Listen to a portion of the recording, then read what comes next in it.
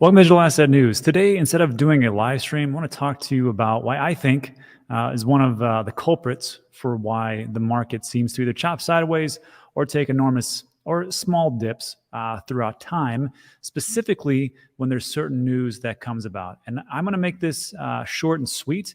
So we're not going to go over 20, 30 minutes. It's going to be about 5. So let's just jump into it. This is the reason, or one of the reasons why I think there's a problem.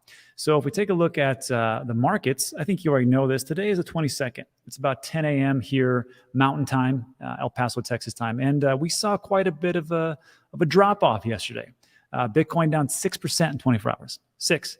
And of course, our market cap was doing pretty well, 2 trillion, 2.1 trillion.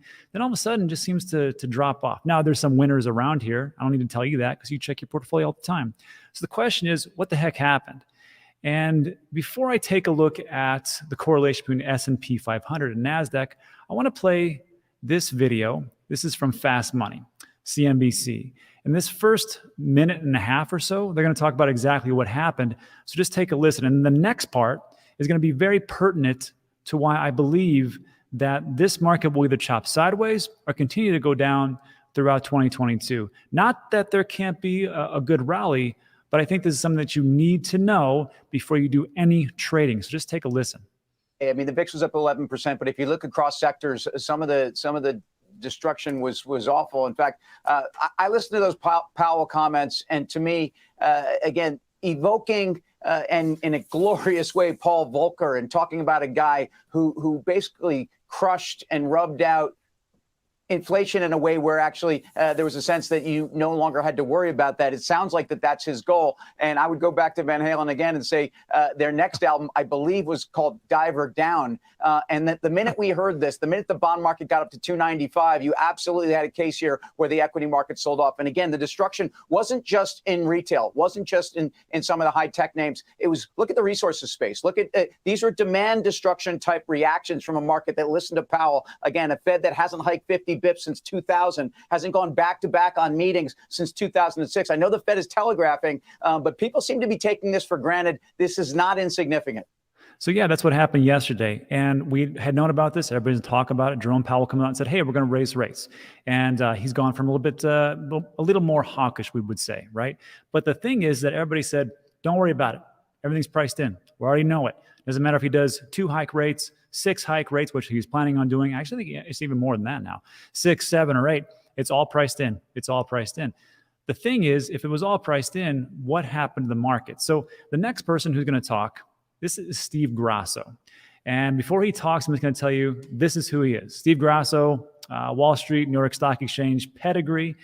He is also the CEO of Grasso Global. And if we take a look here, began his career work on the floor of the New York Stock Exchange in 1993. So he's been around, and he's managed some pretty big profiles. So the question is he's going to be asked is, well, why did this happen? Why did the sell-off? And I think it's really important to what he says. So I'm going to play this. Just take a listen. And this is the crux of why I think things are going to just chop sideways for quite some time. I think it's, guys said fair warning. Maybe it's feign warning. I don't know if they're really going to do what they say they're going to do. And I said this weeks ago. To me, it's almost as the more transparent they become, the more I second guess what they're actually saying. Why do we sell off?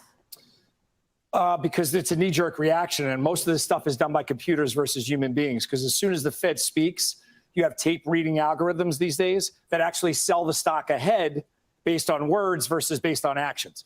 So I would expect the market to actually bounce back tomorrow. But I do think, and General Mills has said this, markets have been jumping in a weird fashion, and it's not a real rally. And Guy has said this, I think Tim has said it as well. It almost feels as if it's a synthetic bounce where people are looking to sell those pops versus buy those dips. Yeah. So yeah, a couple of things to break down there. That was a great point Steve said. Now, I knew about bots. I understand there's a lot of trading bots, especially in crypto and even the traditional finance. But when I heard about this, about the algorithm as far as tape reading, just as soon as something comes out, now it makes a lot of sense. Even though there are some rational people in the market, people potentially like you and me, it's not about who is rational, who is irrational. It really comes down to the bots And then, of course, once the bots start to get in, it's a cascade effect. Then you have more people who may be rational and see what's going on, especially TA traders, and go, you know what, this is slowing down. I need to sell off. I need to sell off. I need to sell off. And it just keeps happening and happening and happening. But what Steve said right there made a lot of sense. And the second thing he said was, I believe that the market will actually rebound because it's just bots and there's a lot more rational people out there in the market. Well, that's not so much the case. If we take a look at S&P 500, right now it is 10 a.m. here Mountain. That means it is high noon over on Eastern time. So the market's been open for about 3.5 hours or so. Here's what we got. S&P continues to decline. And also NASDAQ also continues to decline. So the question that remains, how far are we going to go? Nobody knows. So the thing is, before you make those trades, before you do those things, this is not financial advice. This is just financial opinion.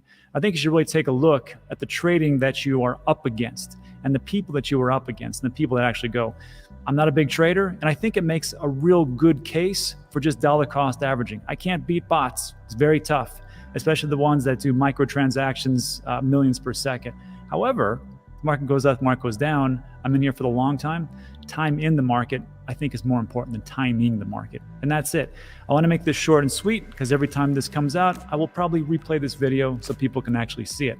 Let me know what you think about that in the comments section. And thanks for stopping by. If you liked today's video, give it a thumbs up. Also consider subscribing. We do this every single day. And that is it for today. So thanks so much for watching. I do appreciate it. And I'll see you on the next one.